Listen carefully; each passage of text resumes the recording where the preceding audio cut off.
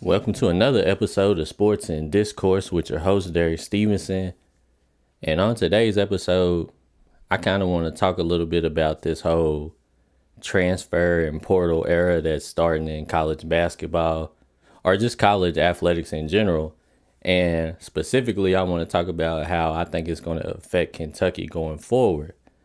Um, I'm a I'm gonna let some more people get in here real quick. What I'm gonna do is I'm gonna set up a couple of things on my stream real quick while I'm waiting.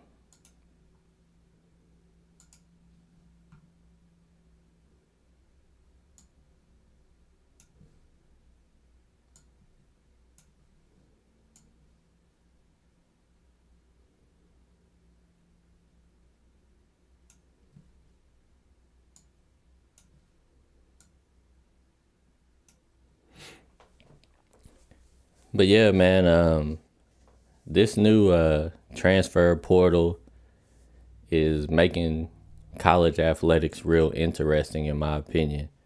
And so far, I feel like Kentucky's experience with it has kind of been hit and miss. We, obviously we got Oscar Sheway out of the transfer portal, ended up being player of the year. I don't think nobody saw that coming. I definitely didn't anticipate he was going to be, that effective in his 2 years here. No, a lot of people feel like he kind of regressed a little bit this year, especially defensively. But still, overall, I would say getting Oscar out of the transfer portal was a success. And what up, Coach Ty? I'm just on here talking about this whole transfer and NIL situation with Kentucky. What up, little bro? And I kind of just feel like it's the NIL and transfer era is going to make it super difficult for somebody to be a dominant athletic program in college. I think you're going to start to see a lot of stuff balance out. I don't think Alabama and you know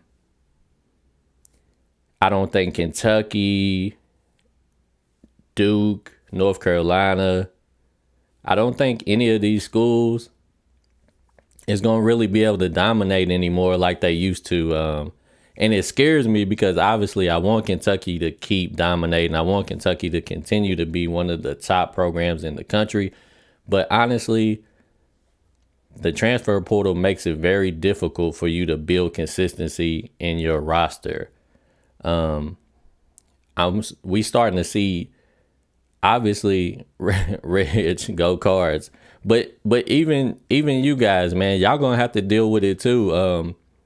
Louisville pretty much turned over their whole entire roster. Kentucky last year kind of rehauled their roster, and it looks like it's gonna happen again this year. I just feel like it's going to be tough because every year we're going to have to rely on even more fresh new players than we did before. Cal always had his little group of freshmen that he recruited, and some of them went to the pros. But then we had bench players that would return for maybe a year or two, and we would get a little bit of consistency and develop out of them. What up, Omar? But now I feel like it's going to be hard because if you don't give guys enough playing time, the bench players is leaving too. So you gotta start off by you gotta recruit high school players. Then you gotta be keeping an eye out for guys that may leave their teams in the transfer portal. You gotta figure out who's in it for money, who's in it for the prestige, which I don't see a lot of players being in it for the prestige anymore. But you got to figure out situations for them like that. I know Baylor Shireman, he ended up basically telling Kentucky and anybody else that was recruiting him that if he didn't get a certain amount of money, he really wasn't interested. And Calipari kind of told him in so many words that, we ain't really got to do that at Kentucky because we are Kentucky. But to be honest with you, I don't really think that's true anymore. I don't really think that you can just tell players it's Kentucky and you should be happy to be here. Lance Muke said we win in the tournament next year. I'm calling it. We have a squad coming in. Yeah, this year we definitely got a nice little amount of freshman recruits coming in. But the part that scares me is I don't really know who's coming back from the roster now. And like I was saying, you got guys that getting upset really quickly if things don't go exactly as they planned their very first year. It used to be, you might come in, and especially if you go to a school like Kentucky, you might feel like I'm a freshman, I'm young, I'm going to take a year to learn the system. And then maybe my sophomore, junior year, I'll be more involved. My role or my, maybe my green light, if you will get bigger as each coming year when I develop my game. But kids just ain't really waiting no more, man. Like if they come in and they don't get playing time as a freshman, they just looking to go somewhere else. Red says, so is it true about Dillingham? I really don't know if it's true or not. I haven't really heard too much about it, but for anybody that's listening that isn't aware, I heard that Dillingham may not be eligible to play at Kentucky. And I don't really know the circumstances behind it. Maybe it might be because he went to overtime elite.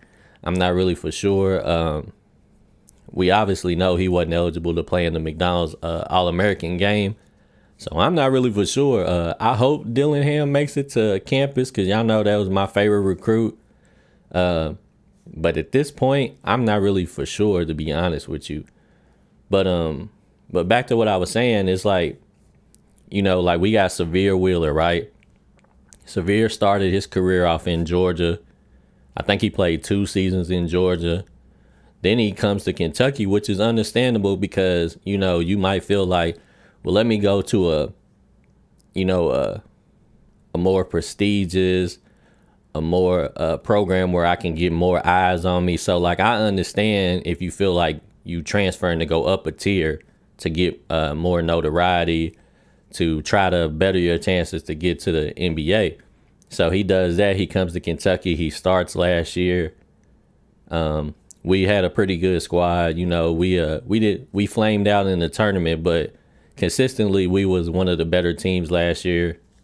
And then this year, he has a freshman come in and he kind of don't, he don't really play good and he goes to the bench. And to be honest with you, I ain't gonna. Well, I'm gonna just keep it real with you. I feel like he may have did the same thing that Bryce Hopkins did. I feel like he may have decided that after he got benched that he was going to transfer. He probably had a talk with Calipari. And I think Calipari loves Wheeler, to be honest with you. I think Calipari was just kind of in a situation where he was losing some games that they should have won. And I think he was just a little bit scared, like, if I don't do something, then the fans are going to just be so, like, pissed at me. So he decided to bench Wheeler. And I think Wheeler might have just told him, like, if I'm not going to start, man, I'm good. And Calipari probably was like, all right, well, understandable. And then I feel like he may have just sit him out even after he was, healthy enough to play, which is pretty much the same thing that Bryce Hopkins did. Bryce Hopkins decided last year, I think it was around November, that he wasn't coming back to Kentucky. And pretty much Calipari set him on the bench for the rest of the season. Didn't really use him unless it was absolutely necessary. And I feel like that could be the case with Severe. I don't want to say that like he was faking his injury or nothing like that, but I feel like as quickly as he made his decision to transfer, I feel like he had already known that it was a wrap. I heard that he's looking at Kansas State, Texas A&M, a couple of schools like that. So, good luck to Wheeler in the future. But this is just making it tough because now we just got to keep recruiting. Like, you never get to stop recruiting. You never get to be comfortable with the players on your team. If you don't meet their expectations, then they're going to leave no matter what. You're going to lose players to the draft. It's just it's kind of a lot to deal with. Omar said some of these kids are smart and realize they don't got to play at a powerhouse school and can carry these smaller schools and get NBA scouts noticing. Unfortunately, I totally agree with you. I think the key now is if you going to try to get drafted, you want to have the ball in your hands as much as possible. You want to go to a school where they allow you to play as free as you can, so that you can raise your draft stock. And I think it's important to note too that a lot of players now, your position in the draft is even more crucial because realistically, if you go in the second round, like let's take Oscar Tshiebwe for instance, it's pretty much a foregone conclusion that he's going in the draft this year. But let's be realistic. If he goes in the second round and he gets picked up by a team and they actually keep him on the roster, he's probably not even going to make $1 million. So realistically, he could make more money in college than he would in the pros. And I think a lot of kids are going to start to realize that if I'm not projected to be in the first round, I might as well just stay in school and get the money, because you'll end up getting more money staying in school than you can even being in the pros if you were not picked high enough. So I think this is just about to start changing the game a lot, man. Reggie said, now you don't have those players that would come and sit on the bench and develop. Now they go to small schools and get playing time and then enter the portal. That's exactly what they doing. They doing it in football. They doing it in basketball. I mean, it's all about positioning yourself to get looked at now. And think about it. I'm just using Kentucky as an example. We had a couple of like super high rated football players over the last, however many seasons. We had Damian Harris, the running back. We had Jedrick Willis. I think that was how you pronounce his name. Correct me if I'm wrong. But 5-star players, and they both ended up going to Alabama, and they both ended up making it to the NFL. So, it is what it is in situations like that. But now you got a lot of players that are leaving Alabama, and they even looking at some schools like Kentucky, whereas you never would have ever thought that somebody's leaving Alabama to go play at Kentucky. But, like Red said, they just actually, they trying to get in a position where they can either make money in college or they can get drafted high enough to make money in whatever profession it is. Spoken Mind said, let's see what we talking about tonight.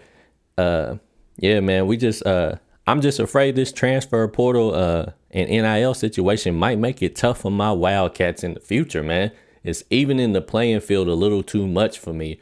It's making it, to where some of these smaller schools are just as enticing to some of these players as your North Carolinas, your Dukes, your Kentuckys, your Kansas, or even your Louisvilles, you know what I'm saying? Like, it's just going to make it to where everybody is kind of on an equal playing field. Coach Ty said Wheeler came in as a backup and Cal lost a few kids he didn't want. And so he had to live with Wheeler. Yeah, you're right. I don't think Cal ever really had no plans of starting Wheeler initially, but then eventually he had to start him. And I think Cal likes Wheeler, to be honest with you. I think he did everything he could to not bench Wheeler. And one thing I will say about Coach Cal is I think Cal really loves all of the kids that he coaches. Reggie said, yeah, you better say Louisville. I'm gonna give you a little bit of credit, man. It's tough for me to do that, but I'm gonna give you some credit too, man. I ain't gonna be a super complete hater right now. I'm gonna save it for the season when the season starts. Kentucky Wildcats says, sup, we can win the chip in the NIL era. We just need the right pieces, and this recruiting class is gonna be good. Yeah, I definitely think it's possible. I just think it's going to be tough, though. He said we might go after that 7-footer for Western Kentucky.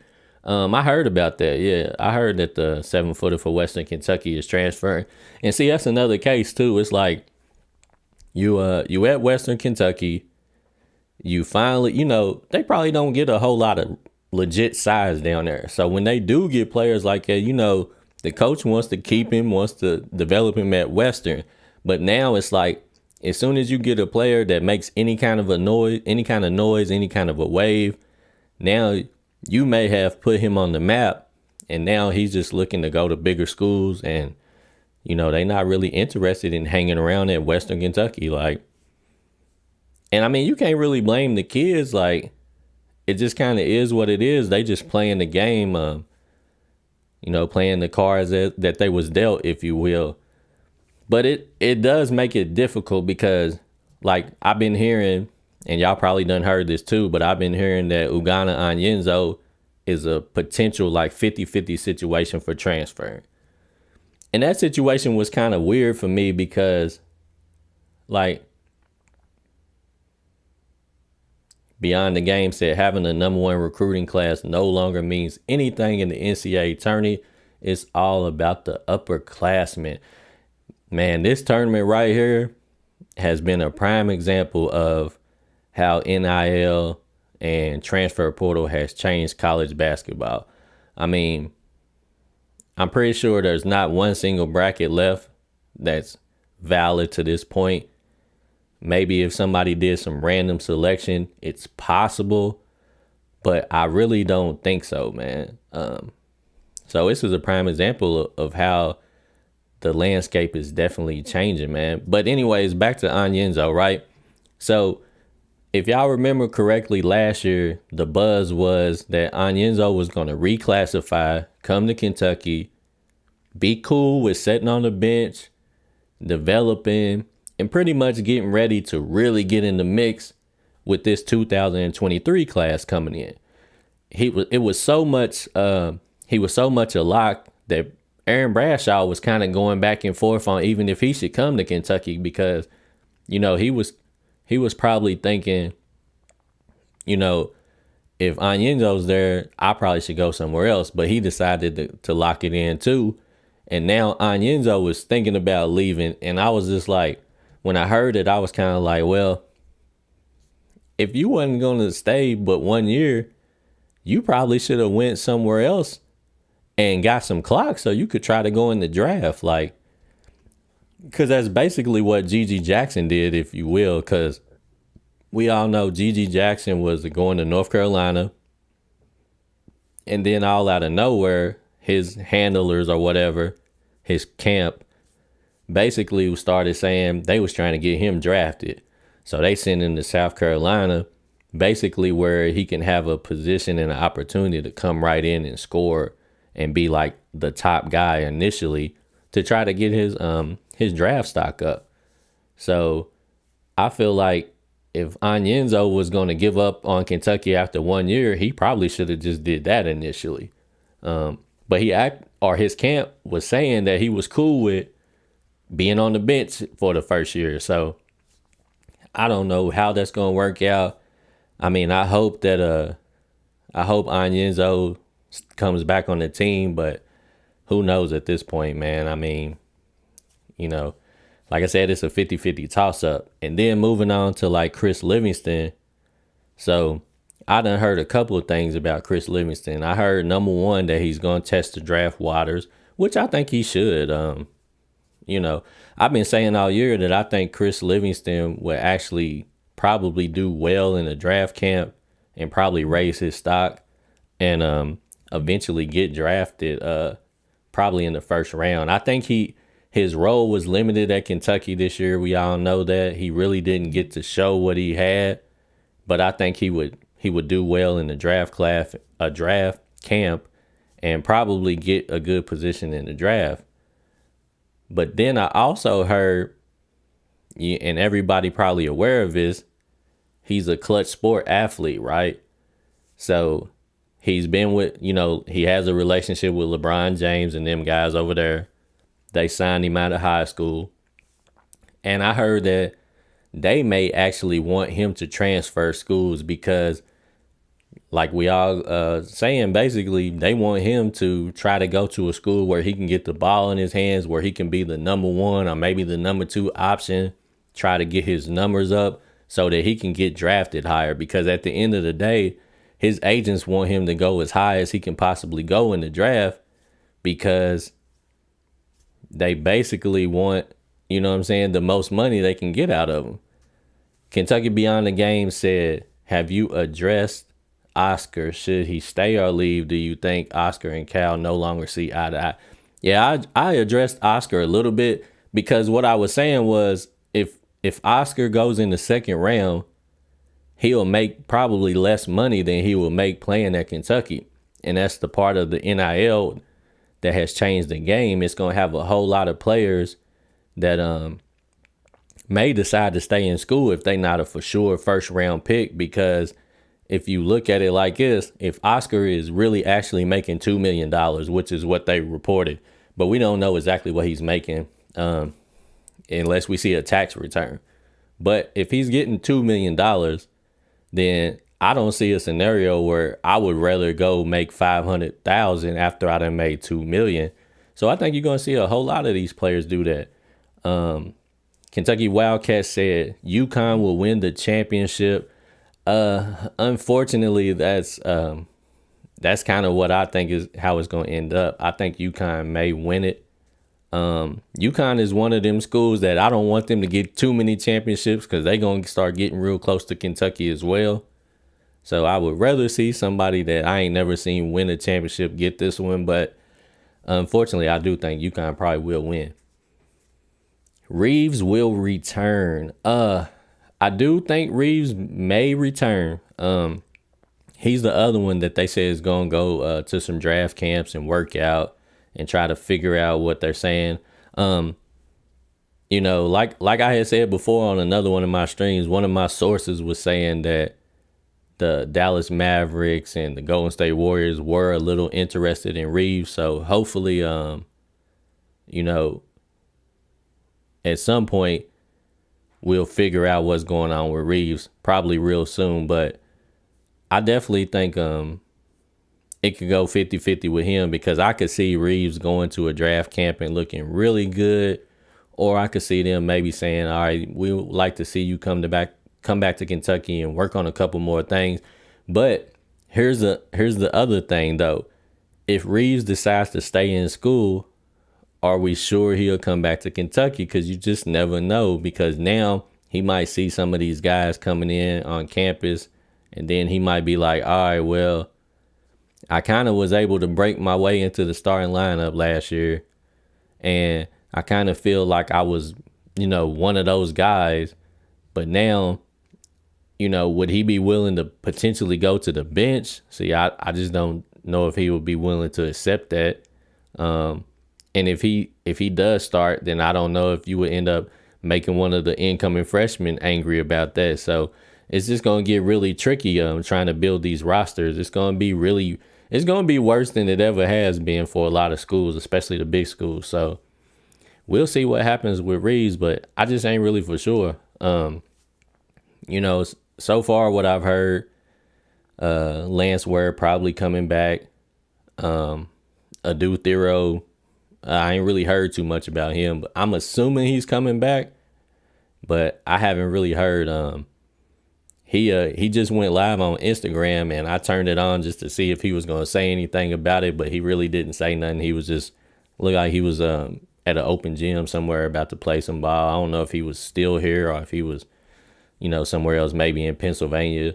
But he really didn't, like a lot of people in the comments was asking, is he coming back to Kentucky? And he just ignored it. So, you know what I'm saying? He ain't really giving up no information. You know, everybody pretty much said Toppin, Case and Wallace, and, Oscar is definitely going to the NBA. So they'll probably all three for sure be gone. Oh, yeah, Go Kentucky Wildcats said Collins is probably going to go to a Texas school. Yeah, and see, Collins was in one of those situations, too, where I feel like I would have had liked to seen Collins get more playing time. I would like for Collins to stay on the team.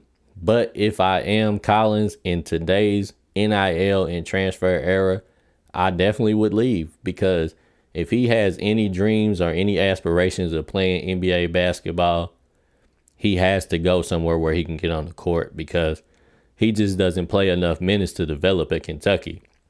He gets in for a couple here and there, but anybody that's played sports knows that you got to at least be able to get in and play 5 to 7 minutes at a time. If you're not gonna get that much clock, then you probably not even gonna be able to get loose and get warmed up enough to even play play well. So if he wants to make it, he's got to leave. You know what I'm saying? So it just it's just getting tough, man. Like I said, it's even carrying over in football.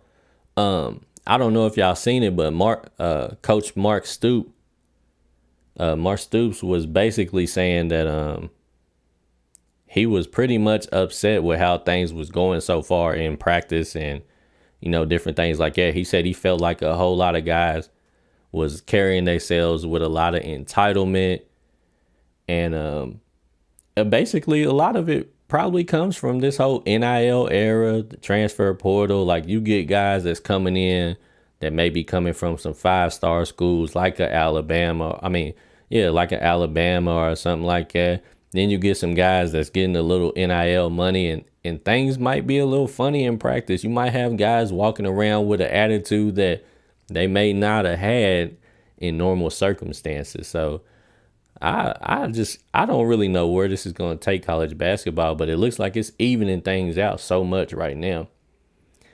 Beyond the Game said, who would be in your all-time starting 5? Same for people in the comments. My all-time Kentucky starting 5?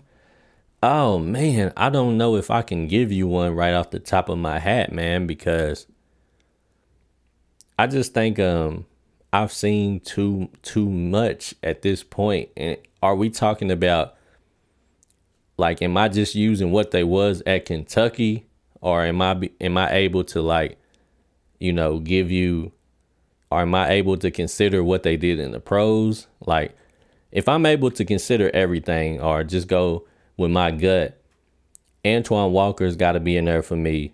I think Antoine Walker is one of the best players I ever seen play at Kentucky as far as this talent-wise. Like, he was kind of one of them first, hybrid forwards, if you will.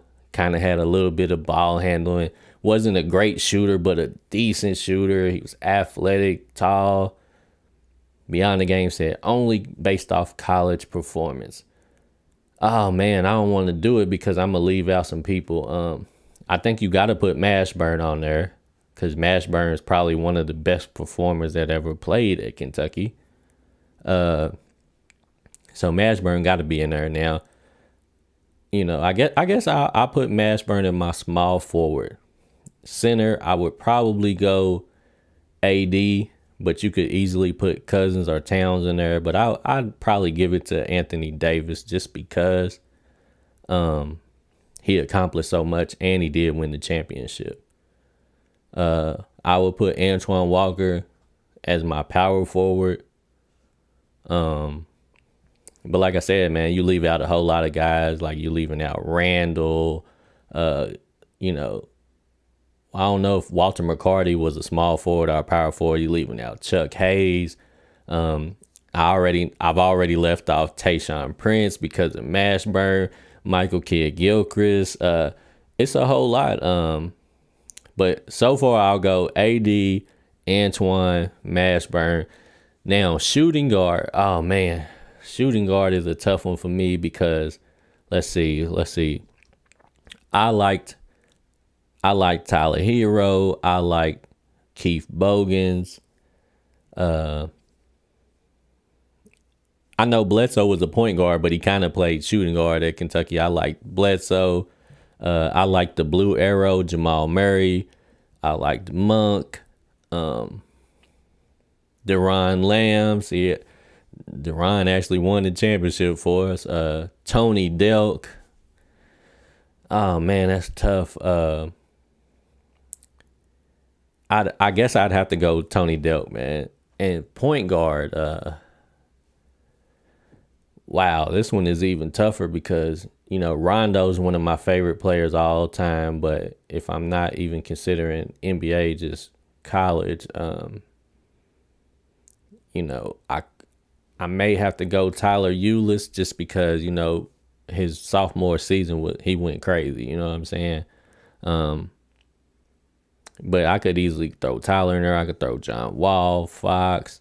But I think I'll go Tyler Eulis though. So I think I will go Tyler Eulis, Tony Delk, Jamal Mashburn, Antoine Walker, and Anthony Davis as my all-time Kentucky lineup, man. But y'all let me know what y'all think about that, and y'all more than welcome to put y'all's top 5 all-lady bass player. Yeah, Anthony Epps. It's a whole lot of guys that I left out. I know it's some more too. But yeah, but that's my lineup right there. So y'all put y'all's in the comment. But anyways, Beyond the Game said he would go with Travis Ford. Oh man, see, Travis Ford was like that. Ron Mercer was like that. Then you made me realize I left out Derek Anderson. Man, we actually had some, we had some dudes at Kentucky, man. Devin Booker, but Devin Booker didn't really get a chance to really go crazy at Kentucky, but still. Michael Stroud said Dan Issel. Yeah, Dan Issel really should be the center, but I gave it to Anthony Davis, but Dan Issel for sure. Kenny Walker, you know what I'm saying? Sam Bowie, it's crazy, man. Martina Jackson said Rajon Rondo. Yeah, I love Rondo, man. Rondo's one of my favorite NBA players of all time. Yeah, it's too many. But anyways, man, I ain't gonna hold y'all too much longer. I just wanted to rap with y'all about the NIL situation a little bit, the transfer portal. But y'all let me know, how do y'all think this is going to shape college basketball? And before I go, honestly, I want to give y'all another example too. You look at North Carolina's situation, my bad. I'm gonna let y'all go, but just hang with me for one more second. You look at North Carolina's situation and look at Caleb Love, right? Now, under normal circumstances, if you a high school player, one of your dreams is to play for a school like North Carolina. So Caleb Love gets to North Carolina. Now your dream is to be a big part of what's happening in North Carolina. You got, you getting a whole lot of minutes. You getting the ball in your hand. Big Things Kentucky, what's up? You know what I'm saying? You get the ball in your hands. And you basically got the green light. And even after all of that, he transfers, man. And the only thing that makes me feel like you would do that, because where can you go from North Carolina? Like if you leave North Carolina, where can you go better than that? You can only go to Kentucky. You can only go to Duke or Kansas. You know what I'm saying? So if you leave in North Carolina under those circumstances where you get the ball in your hands, you playing, 20 to 30 minutes a game, what you leaving for? The only thing I can think of is money. So I just feel like you're going to see this a lot when you have kids that may not have their draft status or their draft stock as high as they want. Even if they at powerhouse schools, I think they're going to look for other opportunities to make money. So you may have some guys that are, they play at North Carolina or Kentucky's and Duke's, and then they might start looking at some of these other, look at schools like Miami, because it seems like Miami's going crazy with the NIL money down there. So if you play at Kentucky and you may be getting clocked, you may have the green light, but then if Miami says, why don't you come down to Miami for a season? We got $500,000 for you because you projected to go in the second round right now. So you can come down here, play for us, and then, take your $500,000 and then maybe you can get in the draft next year. But, I don't know. So I just feel like, schools like Miami may come up, and maybe even Texas, you know what I'm saying? Schools that's ready to just spend big amounts of money. Who knows? They might even start stealing some guys from these big schools like Caleb Love. Beyond the Game said Love can only go to another blue blood unless he wants to go to a lesser powerhouse school and be the big man on campus. And he said Miami got that strip club money. Nah, for real. Miami is going nuts. They even giving out large amounts of NIL money. Well, I don't know how much it is, so let me not say that. But they giving out NIL money to the female athletics and everything. So they got money for everybody down there. Big Things Kentucky said, I'd like to see UK get some of the kids they missed and bring them home like Warwick. Anything's possible at this point. I don't know. I feel like you may start to see some stuff like that because I don't know. I don't know how to, like, if I was a coach, it would be difficult, I think, to be a coach in this era because I feel like it's just too much. And I see why a lot of these coaches want to they want to expand their staffs. You know what I'm saying? Like Kentucky's bringing in Rondo. Coach Ty said they're giving out OnlyFans money. But I see why a lot of the teams are wanting to expand they staff because they just need more help to recruit and to scout, like, because you got to send people to high school, you got to send people to college, like you got to do so much work now to build a team. And probably every year we're going to have 2 or 3 guys go to the NBA. We're going to have 2 or 3 guys transfer. Things can get really messy, man. But anyways, I said I'm going to let y'all go. I really mean it this time. I'm going to get out of here. But thank you guys for tuning in. I appreciate it. We'll definitely get back at it another time. I might, since it's summer, since the off season, summertime is coming up, I might start trying to have more guests on the show so we can, let some of you guys get some shine, let some of you guys come on and express your opinions and your gripes if you got any with what's going on. And, we'll get to it. But anyways, man, I appreciate y'all. I'm going to let y'all go. Thank you for tuning in. Sports and Discourse with Derek Stevens.